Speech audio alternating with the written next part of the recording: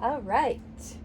Should I vacuum my pool on filter or waste was the YouTube video that has this question.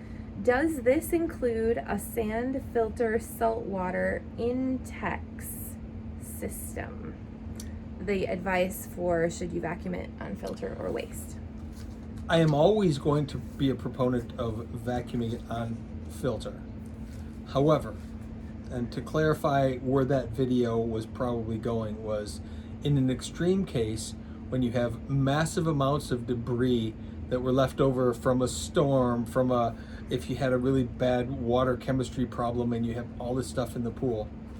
If you have a massive amount of stuff that needs to get out, or a pool cover that fell in for winter and there's tons of debris on the bottom and there's tons of just gunk, that's when you would want to run it on waste and try to get it out as quickly as possible. Again, you're losing water as you're running it on waste, but that's the only time that I would highly recommend doing that.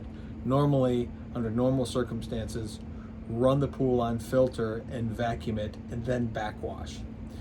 Sometimes when there's so much debris, you start to vacuum and immediately it plugs up and you got to backwash, and then you immediately get it running again and it plugs up and you got to backwash. So that in those cases, that's when oftentimes we'll just vacuum right to waste. You just get rid of all of that. You lose a lot of water, but you get rid of all of that debris real quick. And so unless there's an extreme situation, it doesn't matter what, if it's an Intex system or a Hayward system or anything else, always try to run it on filter. There you go.